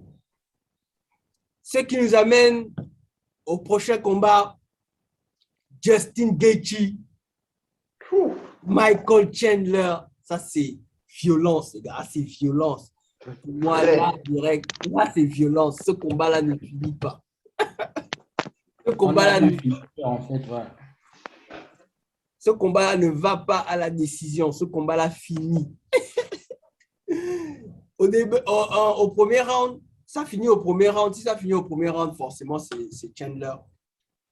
Parce que je pense que Chandler, il engage souvent les combats de façon très chaude. On l'a vu avec son dernier combat contre Oliveira. On a vu comment il a dominé le premier round. Au premier round, c'est quelqu'un qui, déjà, avec sa force de frappe et le volume de ses takedowns, il peut finir le combat au premier round. Bon, après, maintenant, si le combat s'étend, on a vu que Chandler aussi, c'est quelqu'un qui a beaucoup de problèmes avec son cardio. Bon, après, je ne sais pas si c'est l'âge parce qu'il faut quand même prendre en compte que le gars a déjà 35 ans. Toute sa carrière ne s'est pas faite en UFC, c'est en dehors de UFC. Donc, avec ça, le gars, on a vu qu'il a un problème de cardio. Oliveira a carrément renversé le cours des choses au deuxième round parce que le gars était déjà paumé. Bon, après, je ne sais pas si c'est aussi dû au fait du volume qu'il a amené au premier round. Le crochet, là. Ouais. Donc, si le combat s'étend, Justin Gaethje peut terminer ce combat-là même avant la fin du deuxième round ou bien au début du troisième. Mais ce qui est sûr, c'est que la chose que je sais, c'est que ce combat ne va pas à la décision, aux cartes pour les juges. Non. Ça, je suis certain. Ça s'arrête soit au début, soit avant la fin du troisième. Je lisais en fait, je lis souvent les previews en fait, des autres combattants en fait, MMA. Quoi. J'ai vu en fait que en majorité, tous vont pour Gaethje en fait, mais entre le troisième et le quatrième. Ouais. Et en fait, c'est un peu comme ça en fait. Ils disent en fait que Chandler va commencer en fait le combat genre, de manière très très très chaude. Il va lancer en fait genre les pétards. Mais une fois que Gaethje en fait genre va survivre en fait au premier, deuxième en fait, dès qu'on va arriver au troisième, quatrième en fait, là il va le faire dormir. Ouais. Tu vois un peu. Je lisais un peu tous. À peu près, je crois, genre, c'était 6-7. Hein. On a demandé en fait, je crois, une seule personne en fait qui voyait Chandler justement gagner au premier round en fait. Et pour tous les autres, entre le troisième et le quatrième, c'est là où en fait Gaethje va faire dormir en fait Chandler. Donc, mais bon, c'est que sûr, comme tu as dit, on va pas beaucoup parler. Ça, c'est un combat seulement qui sera terminé en fait. Ça termine. Ou fini. Ça termine. Ça termine en fait de cette manière-là. Maintenant, on va voir qui va faire dormir qui. Et ça, c'est un combat. Oh, c'est le feu, le sang. La violence. Après, le truc des éléments, en fait, quand ils font tous les éléments, là, en fait, quand ils font les pronostics, je pense, après, c'est mon opinion, je pense que c'est dû au fait également que Chandler soit arrivé et qu'il ait eu la chance pour le titre. Donc, il y a beaucoup là qui jalousie. C'est un peu bizarre en mode oh, on est là en cravache depuis, lui il arrive, il a la chance pour le titre. Donc, ils ont envie qu'on décroche sa tête et qu'on on le renvoie, comme on dirait au pays, d'où qu'il vient. Je pense qu'il y a beaucoup de ça. Maintenant, quant au combat en lui-même, je suis un gros lutteur. Chandler, en fait, c'est un lutteur. Il arrive, c'est hyper agressif dans la manière de combattre. On a vu contre Oliveira, c'est gros volume. Et tu as Gaethje, qui a une certaine science. Donc, si tu peux éviter la lutte, et Gaethje, c'est quelqu'un qui envoie des low kicks, qui envoie des low kicks comme des machettes. Ouais. Donc, si Chandler, il va falloir qu'il fasse attention, donc il doit être au courant. Il faut demander à, comment il s'appelle, Tony Ferguson, ce qu'il en est. Ça fait d'avoir les low kicks de Gaethje ou même les middle kicks. Ce que ça fait. Et ça, c'est déjà de 1. Je pense que. En fait, moi, c'est team Trevor Whitman sur cette carte-là parce que si l'un des gars fait le travail, les autres seront un peu plus motivés. Parce que si on bastille ton gars, mentalement, tu te dis, ça peut être bizarre quand même pour moi si j'arrive là-bas. Voilà, ça peut avoir un effet psychologique un peu bizarre. Mais je pense que Gaethje au troisième, ça se termine par. Je pense pas qu'on a la décision. Je pense qu'on a la décision. S'il survit à la lutte ou aux tentatives de takedown, ça peut être très intéressant. Et je pense qu'il gagne le combat. C'est l'arme principale de Chandler. C'est quelqu'un qui te gêne avec la lutte. Après, il envoie des marteaux. Tu survis à ça. Est-ce que Gaethje peut survivre? En fait, il l'amène au sol. En fait, il faut se déplacer. Mais parce qu'une fois parce que pour exister sur certains trucs et tout, tu te déplaces. Et c'est un peu la séance du coach. Parce que moi, là, tout le coup, je me plie un peu au coach et tout. Lui, c'est sa manière de fonctionner.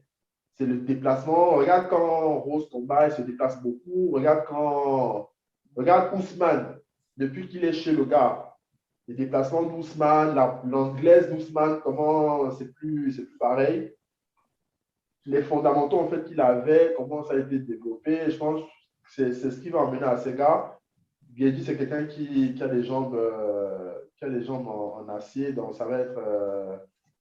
Il va falloir qu'il boxe aussi, il va falloir qu'il défende la lutte. Et si tu survis au volume du premier round, voire du deuxième, et tu arrives à toucher de manière significative au troisième, je pense qu'il termine le travail. Ouais, bon, c'est un peu comme l'analyse en fait de tout le monde.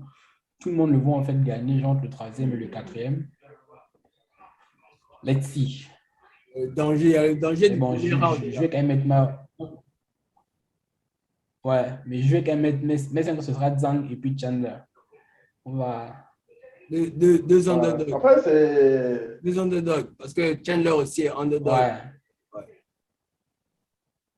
Chandler est underdog. Lui, ça vaut la peine parce que ouais. Let's see.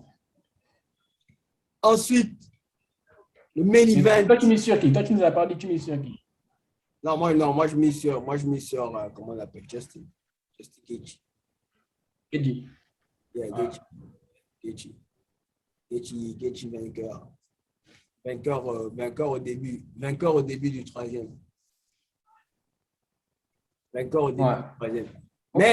on peut sprinkle. Mais je peux sprinkle sur le premier round. Si je sprinkle sur le premier round, je mets comment on appelle? Chandler au premier. Si je dois mettre une pièce, c'est Chandler avec précision. Chandler au premier. C'est ce qui peut me faire apporter de l'argent. Mais sinon, pour moi, ma prédiction, c'est JT. C'est la stratégie. Ma prédiction, c'est... Moi, s'il y a vraiment deux underdogs... Tu dis? Moi, s'il y a vraiment deux underdogs qui doivent gagner sur ces quatre-là, en fait, c'est Zhang et puis Chandler. Oh, il y a aussi Edman. Il y a Edman chez Bazien. Si tu cherches un underdog... Non, sur qui je pourrais mettre mon argent.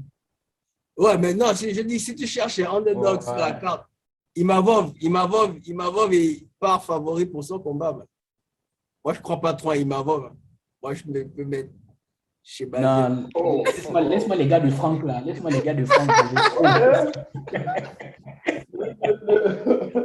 dis pas que je n'avais pas Toli.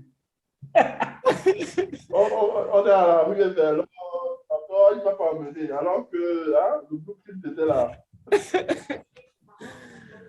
Ensuite, on a... Laisse-moi les gars de Franck, on connaît ses escrocs. Ensuite, on a le main event. Kamaru, the Nigerian Nightmare, Ousmane contre Colby Covington. 2. On va rappeler que le premier combat s'était soldé par victoire KO au 5e round de Kamaru Ousmane. Pendant longtemps, l'UFC parlait de rebook the fight. Et finalement, ça se passe à New York ce week-end. Kamaru part favori pour le combat. Colby Covington, underdog. Colby Covington prévient déjà le public. Si vous mettez votre argent sur Kamaru, ça vous risque et péril parce que Colby Covington a promis de ressortir vainqueur de ce combat. Okay. Comment vous voyez le fight, les gars? Quelqu'un donne une petite chance à Colby? 0. Même 0.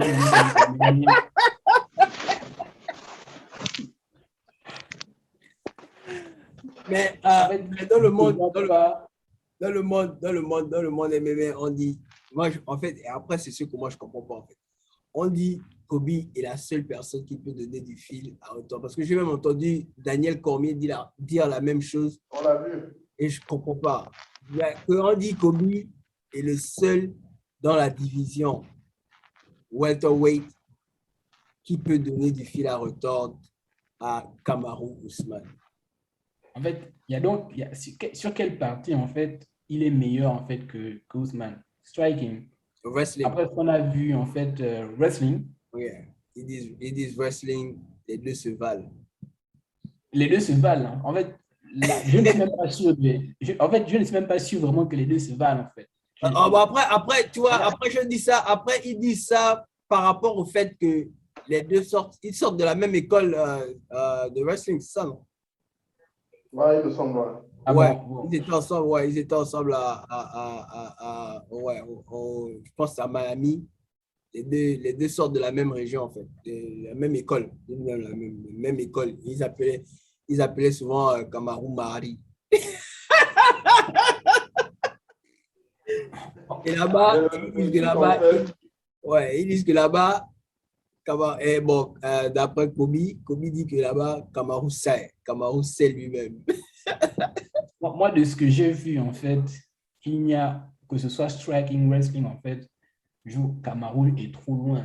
Kamaru, c'est un monstre, en fait, en ce moment. Peut-être qu'à l'époque, Kamaru savait, mais je pense que maintenant, lui-même, il sait. Il sait, en fait, genre que... C'est comme ça qu'il faut... Je pense que c'est comme ça qu'il faut décortiquer le combat. Parce qu'il faut qu'on se... Il faut prendre des éléments de comparaison, en fait. Ouais. Quand on se souvient du premier combat, le chaos se passe au 5e round. Le chaos se produit, il reste 57 secondes au chronomètre. Et les gars sont à 2 partout. Ça, c'est même pas un truc que ils sont à 2 partout au niveau des stats. Yeah. Et Kamaru, en fait, c'est là où il est super intelligent parce que il comprend à ce moment-là, et j'invite encore, il fallait regarder lui-même, il avait fait des compositions de ce dernier round. Et Dominique Cruz également avait fait des compositions. D'ailleurs, qu'il envoyait des combinaisons de 2. À la fin, là, on parle de la fin de ce round-là. Il envoyait des combinaisons de 2. Pendant tout le combat, il envoyait 2. Et quand il pousse, en fait, le coup qui déclenche, le KO derrière, il fait une feinte sur les 2 qu'il avait l'habitude d'envoyer. Et il répond sur le 3e. C'est comme ça que il se fait surprendre. Donc, ils étaient à égalité. Et c'est pour ça, en fait, que moi, je pense... Tu vois l'évolution de, en fait, Kamaru. Donc, c'est là où j'allais en venir. Maintenant, Colby, moi, l'impression que j'ai quand je l'entends parler, c'est qu'il reste en mode, on était à égalité et l'arbitre a arrêté le combat trop tôt. Bon, ce sont les gens qui ont des vœux de mort. On allait te tuer. Parce qu'il faut arrêter aussi tu vois, on a arrêté trop tôt. Non, on allait te tuer. Parce que tu étais déjà sonné. S'il insistait, déjà que la mâchoire était un peu façon. Ça, c'est déjà le 1. Et j'ai l'impression qu'il reste un peu sur ce côté-là. En mode, il a failli se passer ça. Mais depuis, et c'est là où moi, depuis Kamaru, est devenu démoniaque. Surtout en striking, en fait. Moi, c'est là où il m'impressionne le plus, en fait, actuellement. Évolué. Ouais. Voilà. Ça ne va pas aller au 5e cette fois, mais ça va être solide parce que Covington, en fait, c'est un enfoiré qui est très dangereux. Non, mais pour de vrai, il lutte. Il lutte parce que bon, après, c'était plus le Tyron Woodley que l'autre, que Kamaru a détrôné. Ouais. Mais c'était, voilà, Tyron Woodley, c'est quand même un gros lutteur. Et il a bouffé le gars en lutte, bon, jusqu'à ce que les côtes, il se plaigne des côtes et tout ça. Donc, je pense que ça va être... il faut faire attention. Ne te dis pas que je l'ai mis KO la première fois, donc je vais réitérer le truc. Voilà, il faut être prudent et concentré. S'il arrive à suivre cette ligne de conduite-là, il va le terminer. Et je pense qu'il a encore envie de faire une démonstration. Parce que la première fois, c'était serré. Là, il a envie de faire ce qu'il a fait à, comment il s'appelle, à Masvidal. C'est-à-dire que la première fois, tu te dis que c'est parce que tu n'étais pas bien préparé. OK. Prends un camp complet, bien. Et quand il est dans ce mode de fonctionnement-là, il dit qu'on ne lui a pas cassé la mâchoire la première fois. Mâchoire, ouais. Il a dit, on a caché la mâchoire. Lui-même là-bas. Lui-même là-bas. Donc, je vois deuxième. Ouais, deuxième, il va... Le combat fini. Ouais. Bon, comme j'ai dit, en fait, zéro chance pour que Colby, en fait, genre, prenne la zéro, même zéro, je ne lui donne pas, en fait. Parce que le Kamaru qu'on a vu, en fait, lors de ces derniers fights, contre Masvidal, là, en fait, Et c'est ça, et c'est ça, en fait, et il y a un autre trait de caractère, c'est que on a vu, la dernière fois que le combat a eu lieu, c'était quand il y a 2 ans, il y a plus de 2 ans. Ouais. On a vu Kamaru, on a vu Kamaru se battre. On a vu Kamaru évoluer. Mais toi, il y a 2 ans qu'on t'a pas vu, Joe. En fait, tu as battu Tyron Woodley, mais encore une fois, c'était... C'est ça. C'était plus... C'était Tyron Woodley, c'est ça. Tyron Woodley de... Donc, il s'est sûrement bien entraîné parce que maintenant, il a changé de gym et tout. Donc, il s'est bien entraîné. Là, il n'y aura plus d'excuses, il n'y aura plus de trucs et tout. Moi, maintenant, j'aime l'esprit entertainment de Douceman. Ouais. Mais qui laisse... En fait, il pense à l'argent. Il a raison de penser à l'argent. Ça, c'est même très bien. Mais j'espère que ça ne bouffe pas, en fait, son fonctionnement. Et je pense qu'il est motivé. Il sait qu'il doit terminer Colby pour Call Out Canelo. Donc, je pense que c'est dans cet esprit-là que je le veux. En fait, je le veux dans l'esprit de quelqu'un qui a encore faim. Parce que si c'est en mode je suis maintenant le money fighter. Non, mais pour continuer avec le money fighter, il faut écraser par exemple Colby. Tu vois un peu. Connor, en fait, c'est à un moment donné, c'est après la boxe, quand il va faire ses bêtises contre McGregor, là, en fait, que lorsqu'il revient, on a perdu notre Connor un peu, tu vois.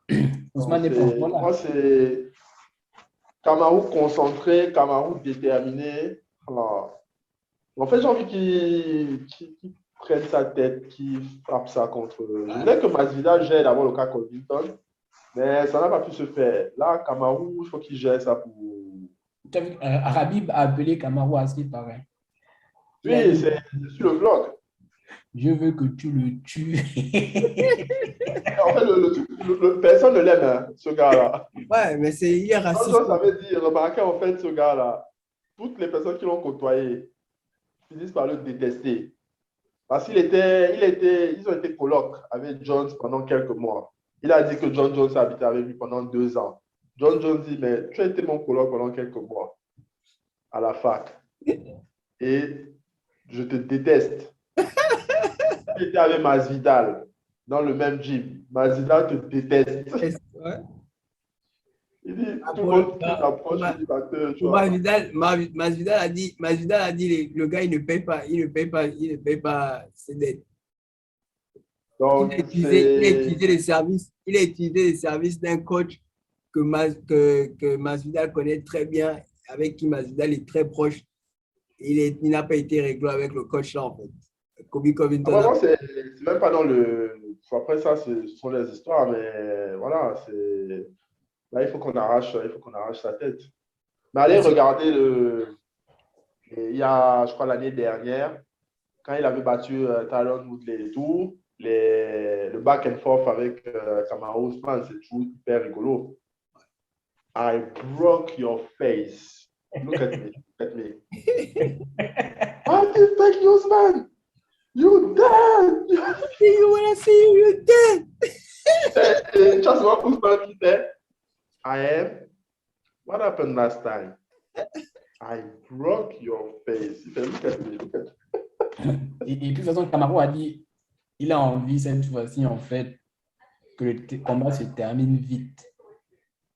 Il est en mode. Il n'y a plus de compétition possible. Les deux ont faim. Ouais. Bon, les deux ont faim, ça c'est sûr et certain. Les deux ont faim. Covington, on peut dire ce qu'on veut, il est solide, il est très solide et tout.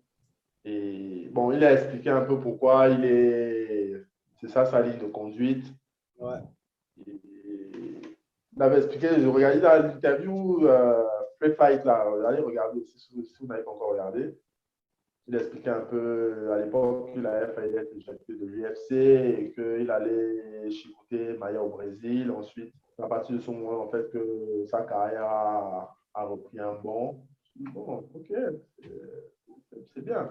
C'est quand on envie qu'on t'arrache la tête. Camaro doit. Alors, il faut qu'il nous règle le problème là. Donc, tout le monde. Il avait carrément dit, genre, Camaro a eu peur. Il ne voulait pas le combat. Yeah. Donc, tout le monde est du côté de Ousmane. 100%. 100%.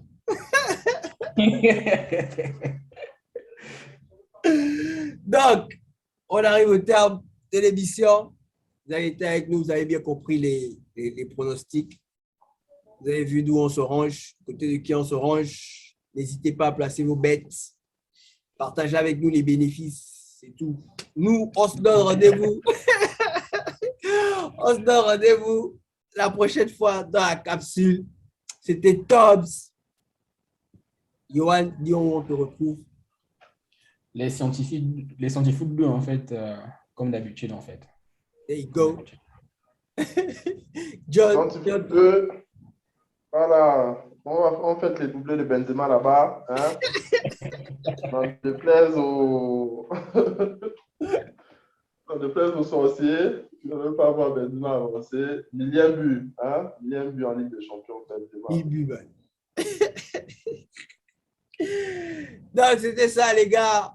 On se dit à la prochaine. Et c'est peace.